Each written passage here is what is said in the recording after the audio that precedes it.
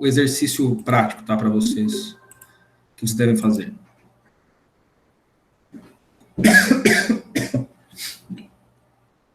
Então, boa noite a todos, pessoal. Agora a gente está já gravando a nossa aula de hoje. Então, vamos dar continuidade à nossa disciplina, iniciando o capítulo 2 do nosso curso da Cisco, que é roteamento estático. Então, primeiro a gente vai ver alguma parte mais teórica, introdução sobre rotas estáticas, e depois, no subcapítulo 2.2, como a gente configura uma rota padrão e também uma rota estática. Então, pessoal, um roteador, ele aprende sobre redes remotas de duas maneiras, tá?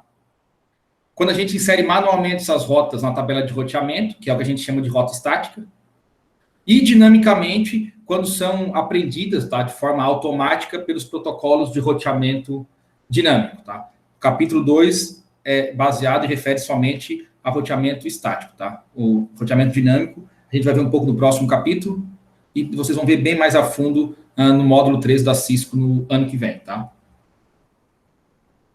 Então, são duas formas. Ou a gente manualmente insere as rotas, que a gente chama de rota estática, ou a gente usa protocolos dinâmicos, que eles vão criar, né, e popular a tabela de roteamento de forma automática. Então, para que usar o roteamento estático ao invés de dinâmico? Por que a gente simplesmente não configura um protocolo dinâmico e deixa ele fazer todo o trabalho, tá? Porque tem algumas vantagens e desvantagens entre ambos. Em relação à complexidade da configuração, tá? O roteamento dinâmico, normalmente, ele independe do tamanho da rede, tá? Ou seja, se a minha rede é pequena ou muito grande, a configuração é praticamente a mesma, tá? Não muda quase nada. Já o roteamento estático, quanto maior a rede, mais trabalho eu vou ter para configurar, porque mais rotas estáticas eu vou ter que manualmente estar inserindo na tabela de roteamento. Em relação, quando a gente faz uma alteração na topologia da rede, quando eu altero a minha rede, quando eu coloco novos equipamentos, ou quando eu tiro equipamentos, tá? O roteamento dinâmico ele vai se adaptar automaticamente a essas alterações, enquanto no roteamento estático vai ter que ter uma intervenção do administrador, porque manualmente eu vou ter que inserir novas rotas ou remover aquelas rotas que não façam mais sentido. Em relação à escalabilidade, o roteamento dinâmico é adequado para topologias simples e complexas, então ele funciona praticamente em qualquer cenário. Já o roteamento estático ele é adequado normalmente só para topologias simples, tá? Porque quando fica uma rede muito grande, tá? Com muitas rotas estáticas, fica difícil de manter, gerenciar e administrar essa rede. Em relação à segurança, o roteamento dinâmico é menos seguro, enquanto o roteamento estático é mais seguro. Em relação ao uso de recursos, o roteamento dinâmico usa CPU, memória, largura de banda, bem mais do que o roteamento estático, tá? Que praticamente não usa recursos adicionais. Porque não tem nenhum tipo de processamento, tá? Mais complexo para descobrir as rotas. Em relação à previsibilidade, tá?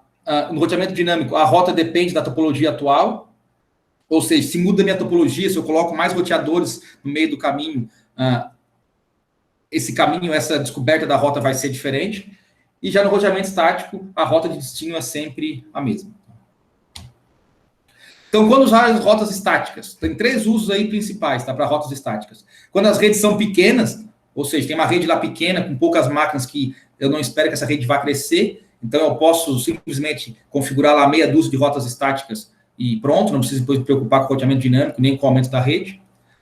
Roteamento para e das redes stub, tá? O que é uma rede stub, tá, pessoal? Essa imagenzinha aqui, ó, uma rede stub é uma rede, tá, que todo o conteúdo, todo o pacote dessa rede para acessar uma rede remota, ela só tem um caminho. Então, por exemplo, essa rede 172.16.30/24, que está aqui, para acessar qualquer rede remota através aqui da internet, por exemplo, ela só tem um caminho, né, que é passando por R1 e de R1 saindo por essa interface serial 000. Então, isso aqui é uma rede stub, tá? Então, é acessada por uma única rota e tem um único vizinho, tá? Não tem outro caminho para os pacotes dessa rede aqui sair para uma rede externa. O único caminho é esse aqui. Então, isso é uma rede stub, tá? Ou, então, uma única rota padrão para representar um caminho a qualquer rede não encontrada na tabela de roteamento, tá? Por exemplo, aqui nesse caso aqui, no R1, a gente pode configurar uma rota padrão para qualquer pacote que chegue em R1 e queira sair para uma rede remota. Por que isso? E como eu só tenho um caminho, não importa para qual rede de destino, por exemplo, o pacote aqui de PC1 quer alcançar. Para qualquer rede que o PC1 vai querer mandar um pacote, com certeza vai passar para o mesmo caminho. Então, eu posso simplesmente configurar, nesse caso, uma rota padrão, e qualquer coisa que chegue no R1, ele sempre que seja para uma rede externa, né, uma rede remota, ele vai sempre mandar aqui pela única interface que existe que é essa interface serial aqui, tá? Então, esses são os 3 casos aí que a gente usa rotas estáticas. Então, a gente vai usar as rotas estáticas para conectar-se a uma rede específica, conectar-se a uma rede, um roteador stub, né, que é a que pertence a uma rede stub, para resumir entradas da tabela de roteamento, que vão reduzir o tamanho dos anúncios de roteamento, isso vocês vão ver mais no próximo semestre. E criar uma rota alternativa, tá? Caso ocorra falha no link da rota primária, que a gente vai ver também no capítulo de hoje. Então, a primeira coisa é falar sobre uma rota estática padrão, tá? Nesse exemplo aqui, ó, o R2, ele foi configurado com uma rota estática para acessar a rede stub 172.16.3.0/24. Ou seja, esse roteador aqui, internamente, ele tem uma rota estática para acessar essa rede aqui, tá? Então, chega um pacote aqui destinado a essa rede, ele vai na tabela de roteamento, encontra essa rota estática e faz o encaminhamento.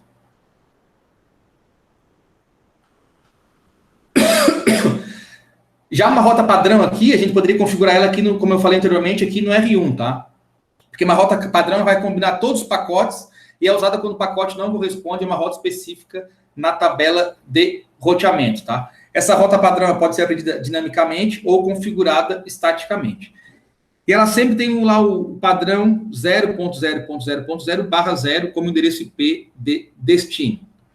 Então, aqui no R1, como eu disse anteriormente, a gente poderia criar uma rota padrão para que qualquer pacote que chegue até R1 e seja destinado a uma rede externa, que não seja a rede 172.16.3.0, ele vai seguir aqui essa rota padrão para o pacote consiga sair da rede interna, ok?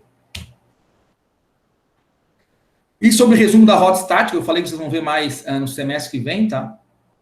A gente pode resumir diversas rotas estáticas em uma única rede, tá? Para que isso? Para que a nossa tabela de roteamento não tenha tantas entradas.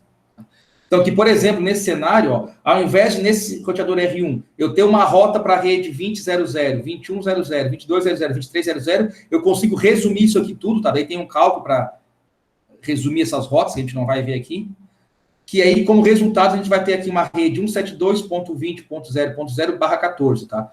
Então, eu criaria aqui somente uma rota resumida, que é para essa rede aqui, do roteador R1, e através dessa rota, eu conseguiria chegar aqui nas outras 3 redes, desculpa, nas outras 4 redes que a gente tem aqui nessa imagem, tá? Mas sobre rotas, resumo de rotas, vocês vão ver mais semestre que vem. Um outro tipo de rota que tem também estática é a rota estática flutuante, que nada mais é do que uma rota para backup, tá? Então, por exemplo, aqui eu tenho um cenário que eu, preferencialmente, eu acesso os roteadores aqui da minha filial, da minha empresa, através de WAN privado, ou seja, links privados que a minha empresa tem, mas caso esse link seja quebrado, ocorra algum problema, eu posso usar uma outra rota, nesse caso aqui usando a internet, que foi configurado como uma rota flutuante, tá? Então, uma rota flutuante nada mais é do que uma rota de backup, tá? Um caminho de backup, e é usado quando a rota primária não está disponível, e a configuração dela, a gente sempre vai dar uma distância administrativa, que é a confiabilidade da rota, maior do que a rota primária, tá? Então, por exemplo, se eu tenho uma rota aqui que usa uma distância administrativa do EIGRP, que é igual a 90, que é o valor padrão da distância administrativa desse protocolo aqui, dinâmico, eu poderia configurar uma rota flutuante estática com uma distância administrativa 91. Por que isso? Porque sempre o roteador vai dar prioridade aqui para a distância administrativa menor, que nesse caso seria 90. Caso essa rota não esteja mais disponível, ele usaria a que eu configurei estaticamente, que tem a distância administrativa igual a 91, como uma rota de backup, tá? Então, uma rota flutuante, estática flutuante, nada mais é do que uma rota de backup quando a minha rota principal não está ativa, tá? Ou não está acessível. Então, agora vamos falar um pouco sobre as rotas estáticas e padrão, e mais, na verdade, mais sobre como configurar ela nos roteadores, tá? Os comandos para a gente configurar elas. Então, para configurar uma rota, a gente vai usar o comando iproute, tá? E a sintaxe do comando é ip, espaço route, máscara da subrede, o endereço de subrede e a máscara da subrede de destino, e eu vou passar o IP do próximo salto ou a minha interface de saída, tá? Então, nesse exemplo aqui, ó, cada roteador só tem entradas de rede diretamente conectadas, tá? Eu vou dar um zoom aqui para a gente ver um pouco melhor. Então, aqui no R1, eu tenho somente, na minha tabela de roteamento, as duas redes que estão diretamente conectadas, que é essa aqui e essa aqui. Lembrem, quando eu ativo uma interface, configuro o IP de uma interface do roteador e dou lá o no shutdown nela, para ativar ela, automaticamente as redes, né, as interfaces que estão conectadas às redes diretamente conectadas já aparecem aqui como entradas na minha tabela de roteamento. A mesma coisa para o R2, que vai ter as rotas para as redes diretamente conectadas, e a mesma coisa acontece com o R3, que vai ter aqui as duas redes diretamente conectadas também lá na tabela de roteamento.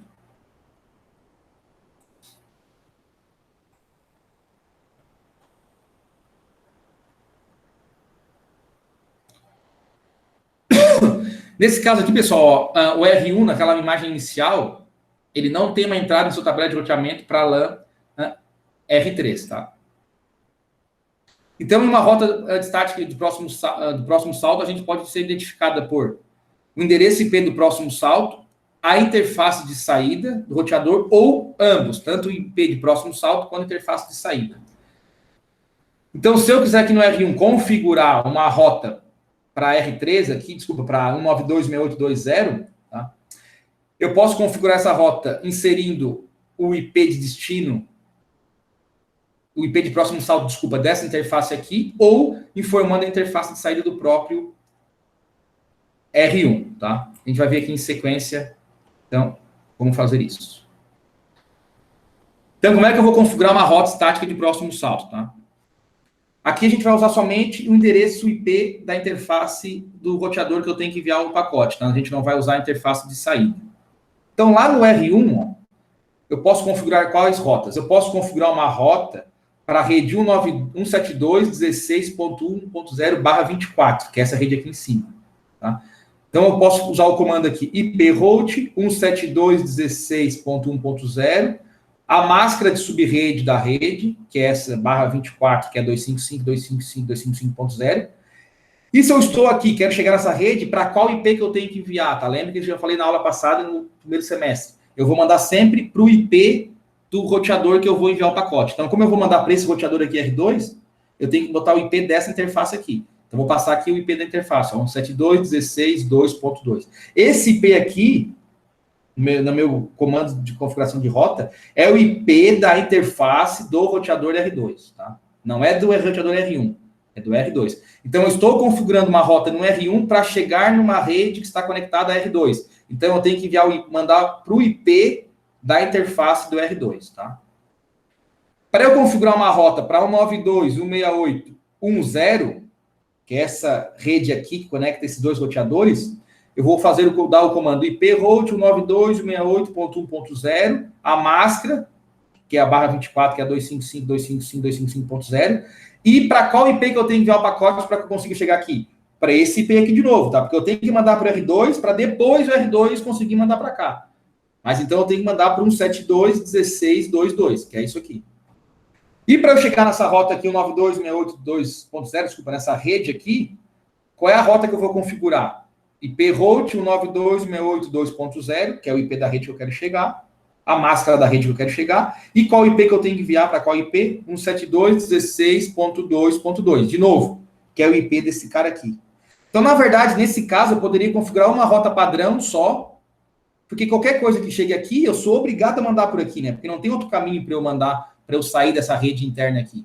Então, eu também poderia, na verdade, configurar uma rota padrão só nesse caso, tá? Porque, na verdade, isso aqui é uma rede stub, que a gente tinha visto ali anteriormente, tá? Mas o que você tem que entender, pessoal? Que uma rota, quando eu crio uma rota, configuro uma rota, eu passo que informações? O IP e a máscara da rede de destino, tá? Qual rede que eu quero alcançar, e o IP da interface que eu vou encaminhar o pacote, do próximo pulo, tá? O próximo salto. Esse IP que não quer dizer que é o IP já lá final, tá? Da última rede. Não, é o IP que está conectado à minha interface, que nesse caso é desse roteador R2 aqui.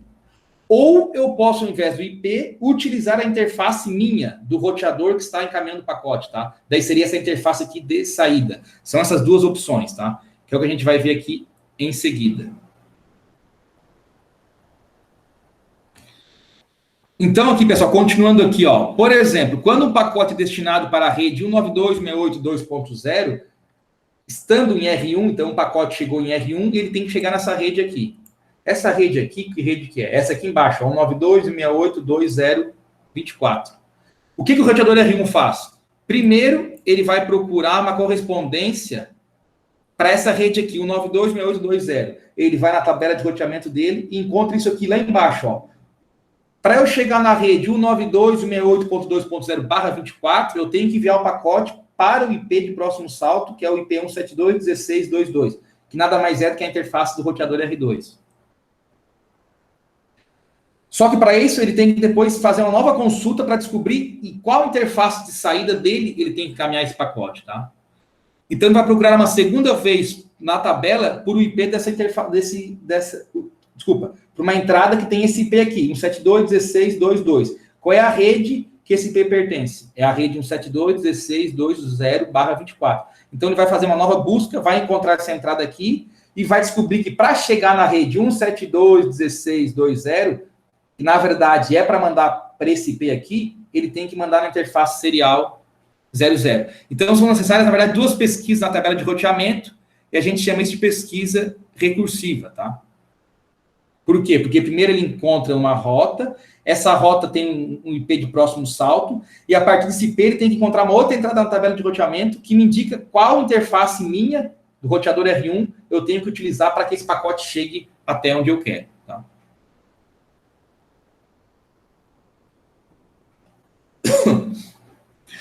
E a gente consegue também configurar uma rota estática diretamente conectada, usando, ao invés do IP do próximo salto, já direto qual a interface que eu quero utilizar para enviar esse pacote.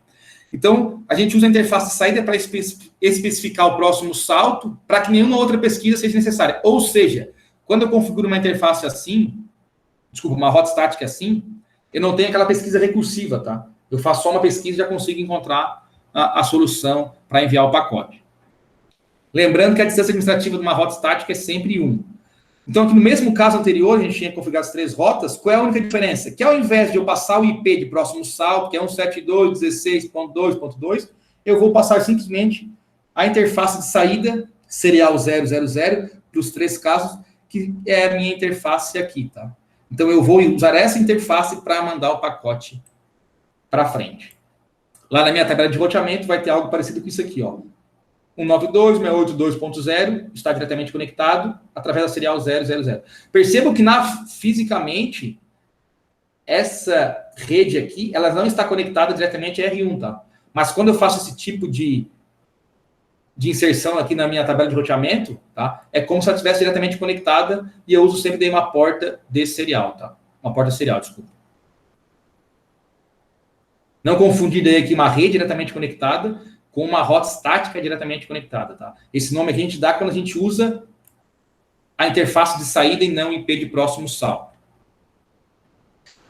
Como a gente normalmente usa o Cisco Express Forward, que é o CEF aí nos equipamentos da Cisco, que já vem desde o sistema operacional 12.0 e posteriores, tá?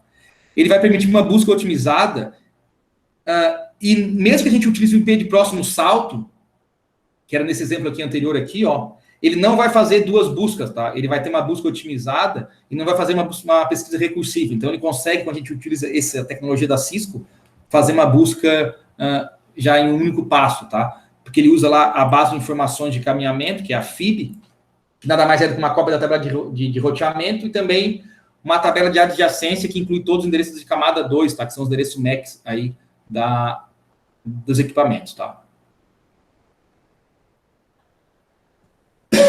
E aqui tem uma coisa que é importante a gente também falar, que é uma rota estática totalmente especificada. O que é isso? Eu vou informar tanto o IP de próximo salto, quanto a interface de saída do roteador. Então, é como se fosse uma junção ali dos 2 comandos que a gente viu anteriormente. Então, a interface de saída e endereço de próximo salto são especificados. E quando a interface de saída, pessoal, é uma rede Ethernet, é usado sempre uma rede estática totalmente especificada. Então, nesse exemplo aqui, ó, percebam que é diferente do exemplo anterior, que aqui nós tínhamos somente conexões seriais entre os roteadores. Aqui eu tenho uma conexão Ethernet entre 2 roteadores, tá?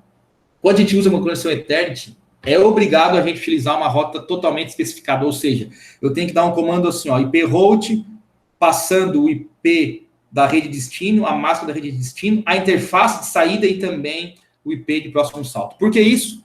Porque lembrem lá que na Ethernet a gente tem que descobrir, além do IP, o MAC, né, que é o endereço físico dos equipamentos. E para eu descobrir o MAC, eu preciso ter o IP de onde que eu vou enviar o pacote. Então, para eu descobrir o MAC dessa interface de R2, eu tenho que saber qual é o IP dele para eu conseguir usar lá o protocolo ARP e fazer a descoberta do MAC address, tá? Então, por isso que quando a gente usa uma conexão Ethernet entre roteadores, tá, que não é algo tão comum, mas pode acontecer, o correto é a gente utilizar uma rota totalmente especificada que a gente vai informar tanto a interface de saída do roteador quanto o IP de próximo salto. No entanto, se a gente utilizar o CEF da CIS novamente, a gente pode usar somente o endereço de próximo salto, tá? Que ele vai daí conseguir fazer essa resolução da rota sem nenhum problema. Mas para roteadores mais antigos, que não tem esse CEF, tá? Essa tecnologia da Cisco, e eu tiver uma conexão entre ambos Ethernet, eu sou obrigado a informar a interface de saída e o IP de próximo salto, senão eu posso ter problema na hora de descobrir o meu MAC e não vou conseguir enviar o pacote para o lugar correto, ok? Então, quando a gente faz uma uma inserção na tabela de roteamento de uma rota totalmente especificada, aparece um pouquinho diferente aqui na tabela, ó, porque vai aparecer, para eu chegar na rede 192.168.20/24, eu vou através do IP de próximo salto, que é esse aqui, 172.16.22, e também aqui ele especifica a interface de saída, tá? Então, na mesma linha, eu tenho tanto o IP de próximo salto, quanto a interface que eu vou utilizar para enviar o pacote. Diferentemente daqui, pessoal, ó, que eu tenho somente a interface, ou, mais anteriormente ainda, somente o IP, tá? Então, uma rota totalmente especificada, nada mais é do que especificar tanto o IP de próximo salto, quanto a interface de saída do roteador. E para verificar nossas rotas, tá, a gente pode usar alguns comandos, que é o show IP route static, por exemplo. Vai aparecer aqui a nossa tabela de roteamento. Somente com as rotas estáticas, né? A gente configurou. Posso também dar o show IP route passando aqui um IP para ele me dar quais as rotas que ele consegue alcançar também. E show running config, que é aquele comando para a gente ver o arquivo de configuração do roteador, que também vai aparecer as rotas que estão configuradas, tá? Então, tem mais de uma forma de a gente ver as rotas que estão configuradas no roteador, tá? Depois, quando vocês forem fazer lá o exercício, vocês vão usar esses comandos aqui para verificar as rotas, tá? Mas não é nada demais. Outra coisa importante é a rota estática padrão, que a gente costuma usar para quê? Para conectar um roteador de borda para uma rede de provedor de serviços, tá? De internet, normalmente. E um roteador stub, que é o roteador com apenas um roteador vizinho, que a gente já viu lá no início dos slides, tá? Então, uma rota padrão é usada quando nenhuma outra rota na tabela de roteamento corresponde ao endereço IP de destino do pacote. Ou seja, o roteador vai lá e procura na sua tabela de roteamento a rede de destino que ele quer alcançar. Ele não achou nada que corresponda. Se ele tiver uma rota padrão configurada, ele vai enviar esse pacote para essa rota padrão, tá? É como se fosse uma rota coringa, tá? É uma rota de último, a gente chama de getter de último recurso. É a última tentativa do roteador de encaminhar o pacote para frente, tá? Se ele, por exemplo, não achar nenhuma rota e não tiver uma rota padrão, o que acontece com o pacote? Ele descarta, tá? Ele joga fora. Qual é o comando? É o mesmo comando para configurar uma rota, só que ao invés de passar o IP e a máscara de destino da rede de destino, a gente vai usar sempre 0. Então, é 0.0.0.0 e a máscara 0.0.0.0. Aqui tem um erro, tá, pessoal? Ao invés desse ponto aqui, é um espaço. Então, naquele exemplo que eu falei já anteriormente, que eu já antecipei, nesse exemplo aqui, ó, todos os pacotes de entradas de rota não correspondentes aqui são encaminhados para a interface 172.16.22, que é essa interface aqui. Então, qualquer pacote que chega dessa rede aqui, 172.16.3.0, para o roteador R1 e tenha como destino uma rede diferente dela própria, né, ou seja, uma rede externa, uma rede remota, ele só vai ter um caminho, que é esse caminho aqui. Então, eu posso configurar uma rota padrão, usando o comando iproute 0.0.0.0, espaço 0.0.0.0, espaço, o IP de próximo salto, que é 172.16.22, que é esse IP aqui, tá? E assim, tudo que chegar aqui, eu vou sempre utilizar somente essa entrada aqui, tá? Não precisa configurar uma rota para aqui, uma outra rota para essa rede e uma outra rota para essa rede. Ao invés de configurar 3 rotas estáticas, eu configuro somente uma. Nesse caso aqui, né? E para verificar aqui uma rota estática padrão, eu dou o comando show IP hold static, que essa opção static, pessoal, é somente para exibir apenas as rotas estáticas, tá? Que são aquelas que começam com S no início do nome. Então, se a gente for fazer esse comando aqui no roteador R1, e aparecer aqui, ó, S com asterisco. O que é o S asterisco? O asterisco indica que é uma rota padrão, que essa rota é uma candidata, tá, para ser uma rota padrão. Uma candidata para ser configurada, instalada pelo roteador como uma rota padrão. E se a gente for olhar aqui em cima, o getter de último recurso é 172.16.22 para a rede 0000.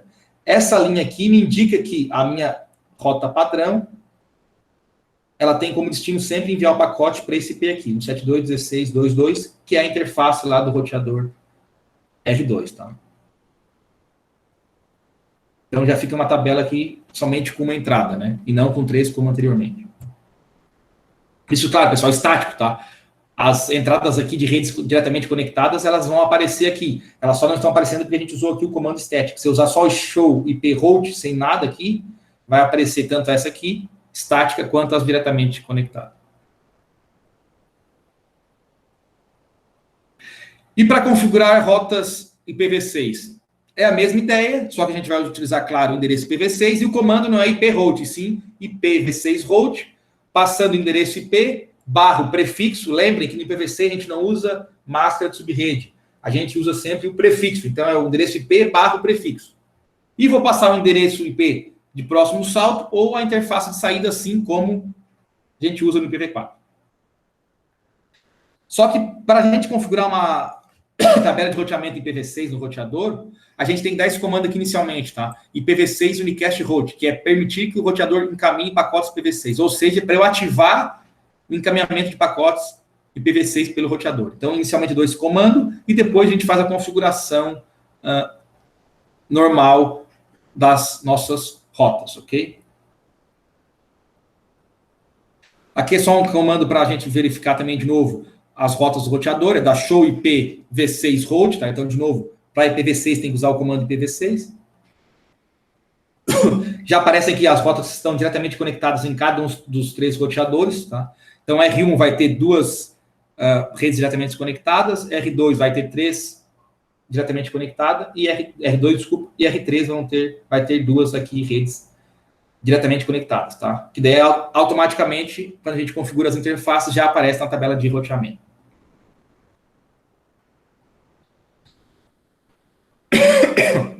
E da mesma forma que no IPv4, a gente consegue identificar o próximo salto pelo IPv6 da interface de destino, por uma interface ou por ambos, tá? A mesma ideia do IPv4.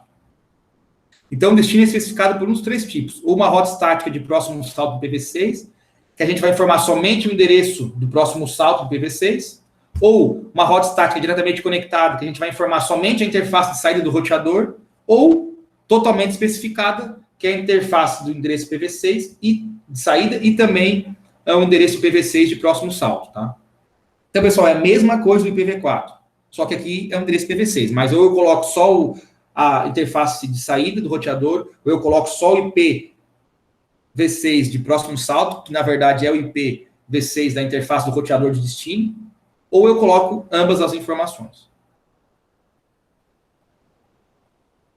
Então, para configurar uma rota estática usando o endereço IP de próximo salto, é a mesma ideia do IPv4, comando IPv6 route, passando o IP da interface da rede de destino, barra o prefixo, que normalmente, pessoal, vai ser sempre 64, espaço, passando aqui o IP de próximo salto, que nada mais é do que o IPv6 dessa interface aqui.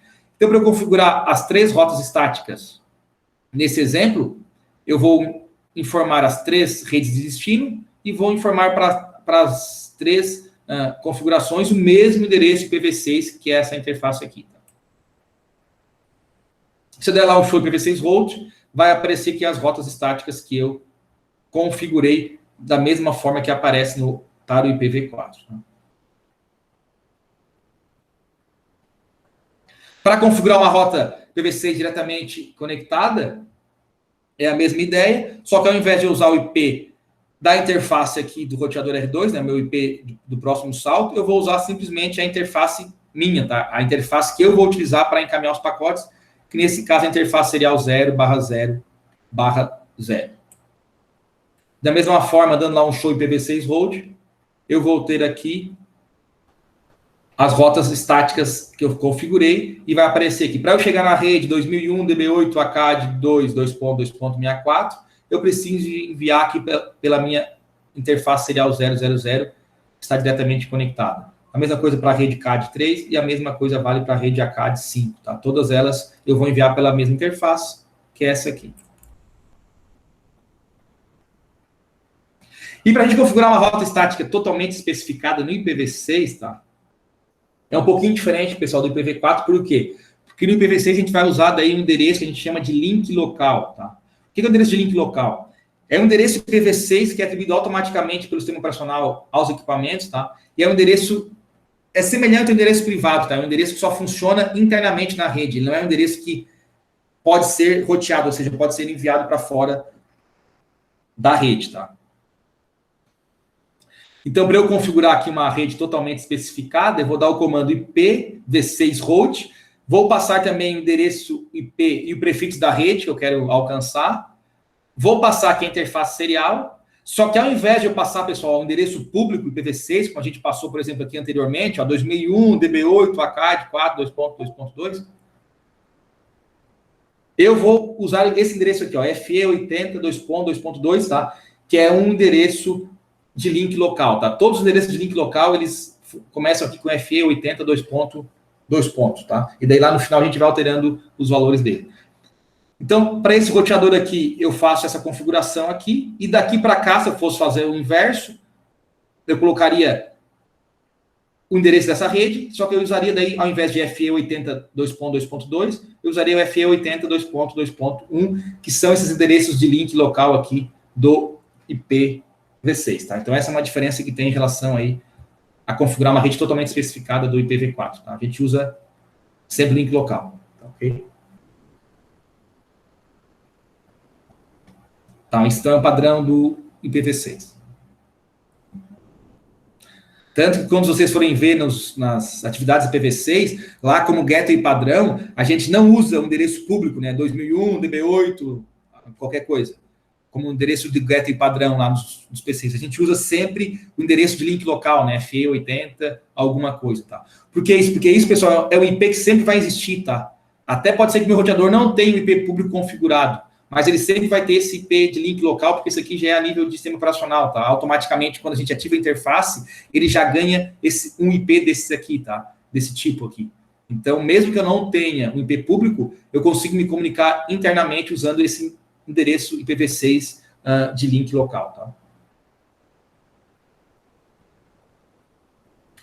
Para verificar as rotas, mesma ideia, show IPv6 route, daí posso passar aqui o parâmetro static para ver somente as rotas estáticas. Posso também passar o show IPv6 route e o IP aqui de alguma rede, para também verificar para onde é que eu tenho que enviar para chegar até esse destino. Ou show running config também para verificar lá meu arquivo de configuração global e as rotas que estão configuradas, tá? Que foram configuradas. Uma rota padrão IPv6, mesma ideia do IPv4, tá? Que não tem diferença nenhuma, só que eu vou usar daí IPv6 route, ao invés de ser 0.0.0.0, espaço 0.0.0.0, aqui é simplesmente 2 pontos, barra 0, passando o IP do próximo salto ou a interface de saída. Então, aqui um exemplo, ó. Estou no R1, de novo, posso configurar uma rota padrão para eu conseguir encaminhar todos os pacotes que eu tiver no R1. Então, eu vou dar o comando IPv6 route, 2 pontos, barra 0, espaço, endereço IPv6 de próximo salto aqui, que é o IPv6 dessa interface de R2, tá? Então, aqui, como o roteador é um roteador stub, porque ele só é conectado aqui ao R2, então é mais eficiente eu configurar uma rota padrão do que configurar uma rota para cada uma das redes que eu quero alcançar, tá? Então, a mesma ideia que tinha lá no IPv4, tem aqui também para o IPv6. Para verificar se a gente tem alguma rota configurada, alguma rota padrão, dou o comando show IPv6 route static, e aí vai aparecer aqui, ó, S de static, 2 pontos, barra 0, via 2001 DB8 ACAD 4222.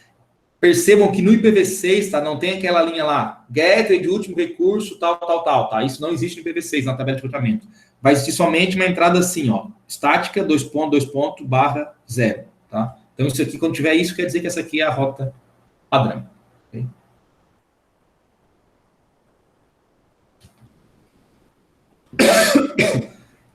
Pessoal, como é que tá até aqui? Tranquilo? Estão conseguindo acompanhar mais ou menos? Professor, só uma questãozinha sobre a última parte ali. Oi. Na hora de... Fala mais alto aí. Estático. Isso aí. Ele foi colocado no endereço público do roteador R2, certo? Aonde está? Qual? Deixa eu voltar No aqui. último slide. No último? É. Esse aqui? É. Tá. Ele foi colocar via... 2001, DB8, sim. É esse endereço aqui, é o endereço da interface S00 do R2. Daí ele não poderia usá-lo diretamente conectado. No caso, o estático. Quer dizer, você poderia... Não, você poderia, ao invés disso aqui, eu colocar a interface de saída? Interface de saída, não. Fugiu o nome. O endereço... Link local. Link local? Tá, não, parei. Não, porque aqui, ó, pessoal, o link local a gente vai usar somente quando for totalmente especificado, tá? Deixa eu voltar aqui. Quando eu quiser usar uma totalmente especificada, que eu tenho que passar a interface e o IP, eu tenho que usar um link local, tá? Ó, a rota estática totalmente especificada, no IPv6 deve ser usado o endereço de link local, tá? E não o endereço público. Isso quando é uma rota totalmente especificada, ou seja, que eu vou colocar a interface de saída e o IP. Agora, se eu vou colocar só a interface, que é uma rota estática, só o IP, que é uma rota estática, ou só a interface, que é uma rota diretamente conectada, aí não dá. Aí eu tenho que usar o endereço IP público, tá? Esse aqui é específico quando eu vou especificar tanto a interface quanto esse cara aqui, tá? Aqui não, né, Arthur? Aqui eu tô colocando somente o IP daqui, tá? Eu poderia aqui, ao invés de usar o IP, usar a interface serial 000. Isso eu poderia, tá? Mas se eu quisesse colocar uma rota aqui totalmente qualificada aqui, desculpa, totalmente especificada, aí eu teria que usar o link local e não o IP público. Entendeu? Isso é específico. Isso aqui é específico quando é totalmente especificado, tá? Acho que eu tenho que agora entender a utilidade de cada uma no cenário prático. Sim, Isso aqui, pessoal, para que vocês vão usar isso aqui? Ó? Isso aqui a gente vai usar quando é o link Ethernet, tá? Lembrem, isso aqui é mais quando é roteadores antigos da Cisco, não tem lá o CEF. Quando eu tiver uma conexão Ethernet, pessoal, eu tenho que ter o MAC, né? E para ter o MAC, eu tenho que dizer qual é o IP daquela interface, ok? Para eu conseguir descobrir, né? Isso no IPv4, tá? Então, por isso que lá a gente usa os dois, tá? Aqui, da mesma forma, eu também tenho que ter esse IP aqui para eu saber o destino e a interface serial para eu também saber já para onde eu estou encaminhando, tá? Mas hoje, nos roteadores mais modernos, tá? Dificilmente a gente usa isso aqui, tá? Tanto que no Packet Trace, a gente nem consegue fazer isso aqui, tá? O Packet Trace nem aceita essa configuração, tá? No roteador real, vocês vão conseguir fazer, mas no Packet Trace não, tá? E como hoje quase tudo usa o CEF da Cisco, é mais fácil só a gente configurar direto com o IP de próximo salto, que ele já resolve tudo, entre aspas, magicamente, tá? Ok? Tá, então aqui, se eu quiser configurar a rota estática padrão, eu posso usar ou esse endereço aqui, ou poderia usar a interface serial, tá? Mas, de novo, por que a gente usa o endereço aqui normalmente, pessoal? Porque com o CEF da Cisco, ele faz toda a mágica lá e ele vai encontrar esse próximo salto aqui, mesmo que isso aqui não fosse uma conexão serial, fosse uma conexão Ethernet, tá? Ok? Então, ele faz o trabalho sujo pela gente. Tranquilo, Arthur? Tranquilo. Tá? Porque, de novo, como os roteadores mais antigos, dava diferença eu fazer isso ou colocar a interface serial. Por quê? Porque se eu fizer isso aqui, sem usar o CEF, ele tem que procurar uma entrada e depois procurar outra entrada que me diz qual é a interface que eu tenho que enviar um pacote. Com o CEF, se eu fizer isso aqui ou a interface serial, na prática é a mesma coisa, tá? Porque ele vai dar só uma busca e vai conseguir encontrar já a interface para encaminhar o pacote, ok? E para a gente verificar a rota, é o mesmo comando, né? Show IPv6 route, de novo, já apareceu o que a gente tinha falado aqui anteriormente. E a última parte que a gente vai ver hoje, pessoal, tá? Aqui é sobre como configurar as rotas estáticas flutuantes, que até inclusive lá no nosso exercício ali, tem uma parte que é para configurar essas rotas flutuantes. Então, as rotas estáticas flutuantes possuem uma distância administrativa maior do que o protocolo de roteamento dinâmico ou outra rota estática. Por que ela tem que ter a distância maior? Porque se ela tiver menor, ela vai ser sempre a preferencial, né? Vai deixar de ser uma rota de backup. E a ideia dela é que seja uma rota de backup, tá? Então, aqui a gente tem algumas distâncias administrativas dos protocolos de roteamentos comuns, tá? E como a gente sabe, por padrão, a distância administrativa de uma rota estática é igual a 1. Então, se eu configurar uma rota estática normalmente, ela sempre vai ganhar de qualquer protocolo dinâmico, tá? Mas aí, como é que eu vou fazer, então, para dar prioridade ao protocolo dinâmico e criar uma rota estática que seja um backup, mas que ela não tenha prioridade em cima desses protocolos, tá? Aí eu vou setar manualmente, eu vou configurar manualmente uma distância diferente de 1, tá? Então, a distância administrativa de uma rota estática pode aumentar para tornar a rota menos desejável até que a rota preferencial seja perdida. Como é que eu faço isso aqui? É muito simples, ó. Como é que eu configuro uma rota estática, o padrão, enfim, qualquer tipo de rota? IP route, passo o IP de destino da rede, a máscara da rede de destino, e passo o IP do próximo salto ou a interface serial. Para a gente configurar uma rota flutuante, a ideia é a mesma, só que daí no final, depois do IP do próximo salto ou da interface serial, eu vou dar um espaço, um número. Que número que é isso aqui? É o número da minha distância administrativa, nesse caso aqui, 5. Isso quer dizer o quê? Que essa rota aqui vai ter uma distância administrativa 5, tá? E ela vai ter uma prioridade menor que essa anterior, porque essa anterior que eu não passei nada, por padrão, qual é o valor dela? Tá aqui, ó, rota estática igual a 1. Então, quando eu crio uma rota e não passo uma distância administrativa explícita para ela, o padrão é sempre que ela tenha um valor igual a 1. Quando eu passo um valor, vai ser o valor que eu passei. Então, nesse caso, ó, sempre o R1 vai buscar enviar os pacotes por essa rota aqui, ó. Tá? 172.16.2.2, para essa interface aqui.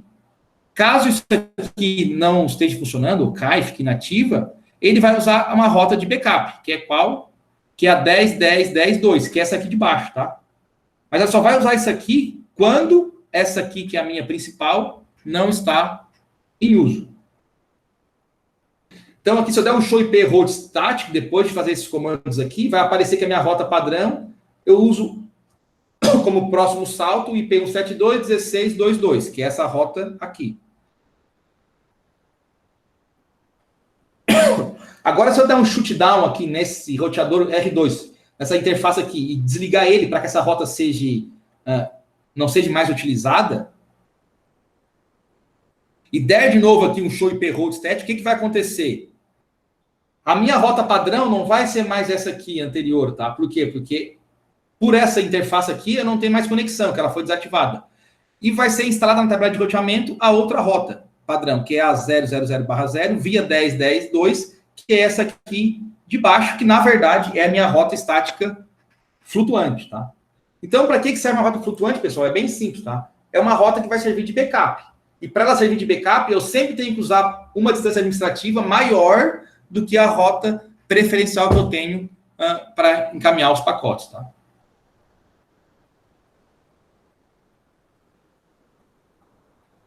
No IPv6 é a mesma coisa. Estou aqui no R1, vou configurar a rota IPv6 route.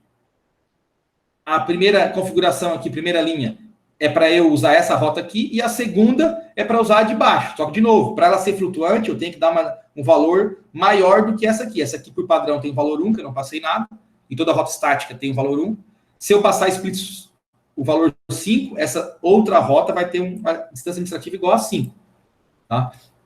Então, de novo, se eu vim aqui e dar um shutdown nessa interface aqui, desligar ela, tá? Eu vou, depois o roteador automaticamente vai configurar essa rota de baixo como uma rota alternativa à interface, a essa rota aqui, que seria a minha rota preferencial, tá? É a mesma ideia aqui no IPv4, tá? Aqui não muda nada. Conseguiram entender essa ideia aqui de rota flutuante? Tá? A gente configura exatamente como uma rota estática. Só que a diferença é que a gente vai passar para ela um valor de distância administrativa, para que caso a minha rota preferencial esteja fora do ar, né, esteja desligada ou esteja com algum problema, eu consiga usar essa rota de backup. Tá? É isso. Fala, Arthur. Não sei para os outros, mas, professor, para mim, da rota flutuante é a parte mais fácil de entender de todas as outras. Qual? A rota flutuante é a mais fácil de entender do que as outras. É que, na verdade, tu configurar uma rota flutuante nada mais é do que configurar uma rota estática, né? Só que a diferença vai passar um parâmetro a mais, tá? Pessoal, agora aqui eu vou fechar aqui, tá? Mas vamos ali, deixa eu voltar aqui. Vamos dar algum desses comandos aqui lá no roteador, tá? Eu não vou fazer a atividade, a ideia é que vocês façam. Na aula que vem a gente vai ter mais tempo, a gente pode fazer o que vocês tiverem dificuldade aí, tá? Mas eu vou entrar aqui e vamos entrar aqui no roteador qualquer e vamos usar algum desses comandos aqui, tá? Só para vocês verem aqui. Até vou usar aqui alguns exemplos do slide, tá? Então, assim, não vai ser as rotas que vocês têm que utilizar, tá? Aqui que vocês vão ter que utilizar no exercício, tá? Eu vou usar aqui valores qualquer, só para a gente ver os comandos mesmo, tá? Estão vendo aí a interface do roteador aí, não? A linha de comando? Sim. Sim, então tá.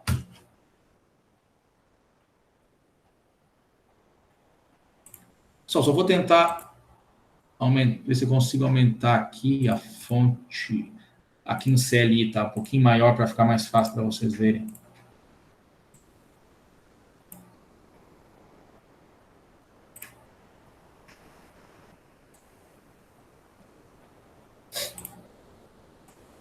Aí fica um pouquinho maior, né? Acho que fica mais fácil de ver, né?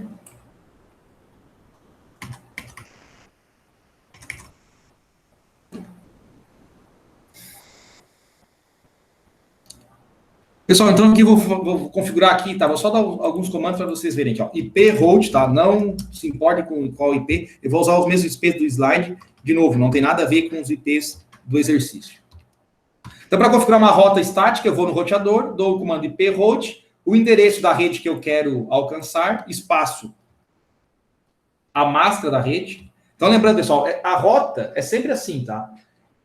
Eu vou configurar a rota passando o IP e a máscara da onde que eu quero chegar, para onde eu quero enviar o pacote. E depois aqui eu vou passar ou a interface de saída minha ou um IP de próximo salto. Então, eu vou voltar aqui no 172, vou usar o IP de próximo salto. 172.16.2.2. Tá? Configurei essa rota aqui. E vou configurar aqui, sei lá, para uma outra rede aqui, vamos ver uma que tem aqui, 9268. 92.168, 10.255, e vou usar aqui uma interface de saída, o R1 aqui, giga 00 provavelmente.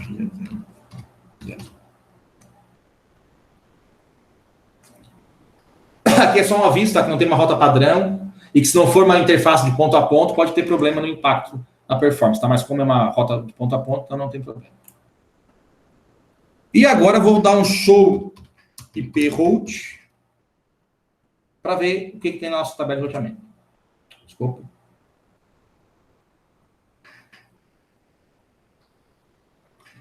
Tem que voltar aqui, tá, pessoal? É fora do config. Aqui, ó.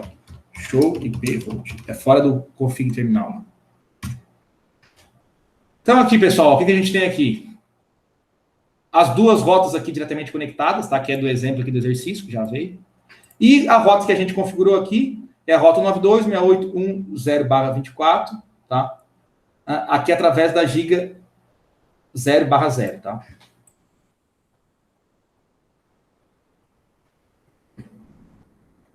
Por que aquela que eu configurei ela não apareceu? Porque não existe esse IP aqui. Aí por isso que ela não apareceu.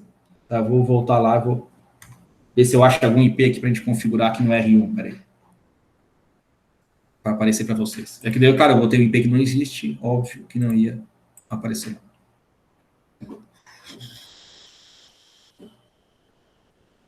Então, vamos configurar uma rota aqui, ó, para 172. Vou fazer um exemplinho aqui. 172.31. 172.31.00.24, tá? Que essa... Estou aqui para eu alcançar essa rede aqui em cima, 172.31.00.255.255.255. Vou passar, então, aqui o IP 172.31.1.93. Deixa eu ver se é 93. 193. Que acredito seja esse IP aqui da interface R2, tá? Serial R2. Vamos ver se deu. Vamos ver aqui se apareceu alguma coisa aqui. Pessoal, agora sim, tá? Agora eu usei o IP que existe, né, na interface. Tá, se eu usar um IP que não existe na topologia, não vai aparecer, né? Então, está aqui a rota estática que eu configurei lá, tá? Ó, para chegar na rede 172.31.00/24, que é essa rede aqui em cima, estando em R1, eu tenho que mandar para onde? Para 172.31.1.193, que é esse IP dessa interface aqui de R2, ok? E claro que para chegar nisso aqui, depois ele vai ter que fazer uma busca aqui para encontrar esse cara aqui, 193, e para onde que ele vai ter que enviar esse pacote, ok? Ou essa rede, desculpa. Nesse caso aqui seria aqui, ó, diretamente conectada. Esse IP aqui pertence a essa rede aqui. Então, para eu chegar nesse cara, eu tenho que, na verdade, enviar pela minha interface serial 000, que é essa interface aqui, tá? É esse tipo de pensamento que vocês têm que ter, tá? Ele encontra isso aqui e, a partir desse IP, ele tem que descobrir qual interface ele tem que enviar para chegar nessa rede aqui, tá? A qual esse IP pertence. Então, seria essa aqui. Ele vai mandar para a serial 00. Agora vamos fazer uma rota padrão e depois vamos fazer a rota PV6. Então, para fazer uma rota padrão, estática padrão, nós vamos usar o comando. Desculpa. PV6 route 0.0.0.0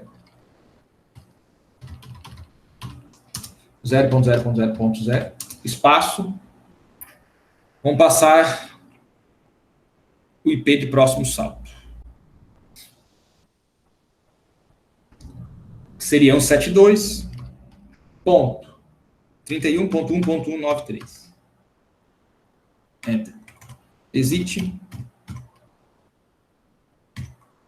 Ó, o que apareceu aqui, pessoal? Outra rota estática com um asterisco. Uma rota padrão, dizendo que, caso ele não encontre nada aqui em cima que seja correspondente, ele vai usar essa rota aqui como rota padrão, tá? Usando aqui o IP de próximo salto, 172.31.1.193. E aqui em cima está o getter de último recurso, é o IP 172.31.1.93 para network 0000. Isso aqui significa o quê? Rede 0000 é uma rede, é a rota padrão, tá? Ou seja, para qualquer rede, tá?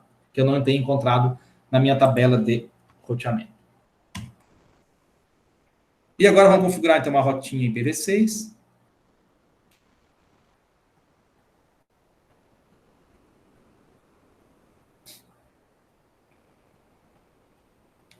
Então, lembrando que, primeiramente, eu tenho que dar um comandinho em PV6, unicast routing, para ativar o PV6 no roteador. Depois é só eu fazer lá, IP V6 route.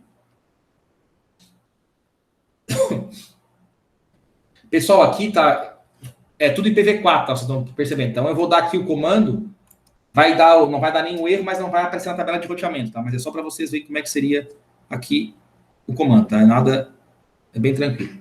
Então, seria aqui PV6 route 2001 DB8 ACAD /64.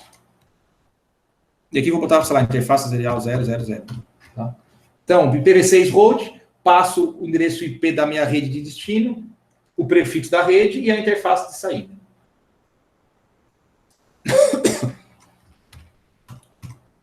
E provavelmente não vai aparecer aqui na tabela de roteamento, ou vai, vamos ver. Ó, não apareceu porque só aparece aqui por padrão, tá? Que é o endereço de multicast sempre tem. Não vai aparecer por quê? Porque não tem nenhuma interface com IPv6 ativo aqui nessa topologia, né? Então, realmente não ia aparecer. Mas, como eu falei, tem um outro exercício lá, que é similar a esse aqui, só que é com IPv6. Na verdade, é quase a mesma coisa, só que é IPv6. E para eu configurar uma rota padrão em IPv6, é até mais fácil no IPv4, né? É só colocar IPv6 host, /0, e aqui eu passar ou a interface de saída ou o IP de próximo saldo.